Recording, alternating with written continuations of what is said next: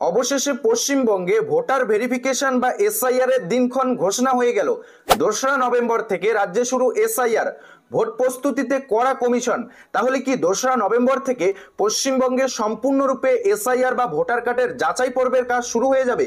পশ্চিমবঙ্গে এসআইআর কোন নিয়মে হবে, কোন নিয়মে ফর্ম বিলি হবে, ফর্ম কিভাবে ফিল আপ করতে হবে, বাবা মায়ের কোন কোন ডকুমেন্ট দেখাতে হবে, তাছাড়াও অনেকেই কমেন্ট করে জানতে চাচ্ছেন যাদের বাবা মায়ের নাম 2002 সালের পশ্চিমবঙ্গের সংশোধিত ভোটার লিস্টে রয়েছে তাদের ছেলে মেয়েদের কোন কোন ডকুমেন্ট শো করাতে হবে এবং বাবা মায়ের কোন কোন ডকুমেন্ট দেখাতে হবে পশ্চিমবঙ্গের এসআইআর এ। পশ্চিমবঙ্গের এসআইআর বা ভোটার কার্ডের যাচাই পর্বের কাজ এক্সাক্ট কবে থেকে শুরু হবে এবং ভোটার ভেরিফিকেশনে অংশগ্রহণ করতে আপনাকে কোন কোন প্রস্তুতি আগে থেকে সেরে রাখতে হবে, ভোটার ভেরিফিকেশন বা এসআইআর এ আপনাদের কোন কোন ডকুমেন্ট রেডি রাখতে হবে, সম্পূর্ণ আপডেট জানতে ভিডিওটি সম্পূর্ণ কন্টিনিউ করুন। সমস্ত আপডেট কিন্তু জানতে পারবেন। আর যারা যারা চ্যানেলে নতুন এসেছেন চ্যানেলটিকে সাবস্ক্রাইব করে রাখবেন। তো দেখুন, ভোটের দামামা বেজে গিয়েছেই বলে ইঙ্গিত আগামী 2রা নভেম্বর থেকেই রাজ্যে শুরু হতে পারে এসআইআর বা স্পেশাল ইন্টার্নশিপ রিভিশনের কাজ। এমনই বার্তা দিল নির্বাচন কমিশন। বৃহস্পতিবার কোলাঘাটে পূর্ব মেদিনীপুর, বাঁকুড়া এবং ঝাড়গ্রাম জেলার বিএলও ও ইআরও এইআরওদের সঙ্গে গুরুত্বপূর্ণ বৈঠকে এই ইঙ্গিত দিয়েছে কমিশন। সূত্রের খবর, কমিশনের তরফে স্পষ্ট করে জানানো হয়েছে ভোটার তালিকা সংশোধনের আগে প্রতিটি জেলায় প্রস্তুতি খতিয়ে দেখতে হবে, কোথাও যেন ফাঁক না থাকে।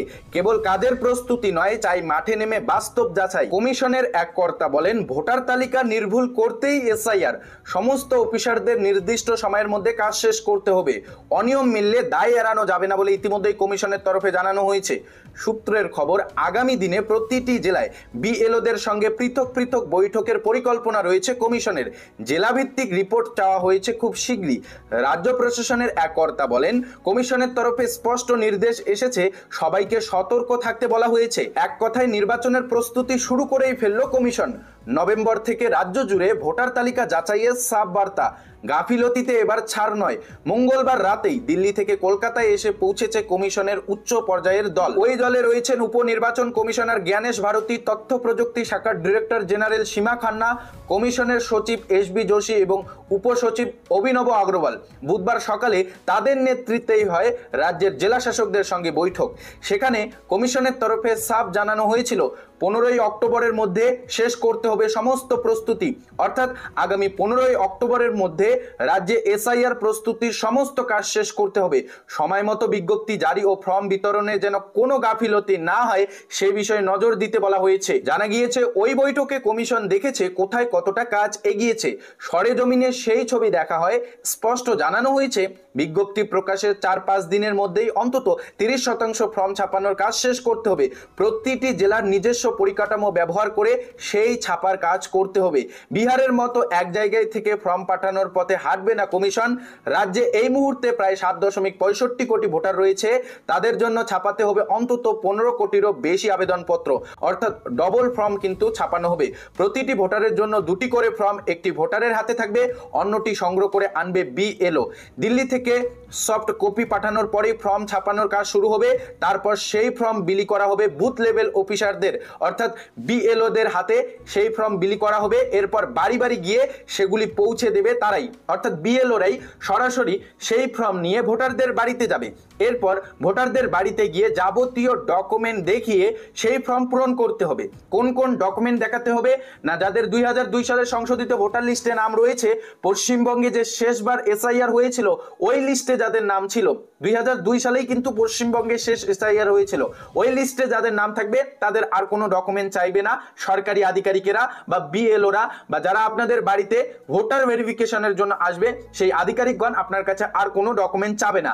আবার যদি আপনার ওই লিস্টে নাম না থাকে, অর্থাৎ পশ্চিমবঙ্গের সংশোধিত ভোটার লিস্টে নাম না থাকে 2002 সালের, তাহলে আপনার কাছে কমিশনের বেঁধে দেওয়া 11টি বা 12টি নথির মধ্যে যে কোনো একটি কাগজ চাইতে পারে। সেটা জন্ম শংসাপত্র হোক বা আপনার পাসপোর্ট থাকলেও হবে, অথবা সরকারি কোনো কাগজপত্র দেখালেই কিন্তু হয়ে যাবে।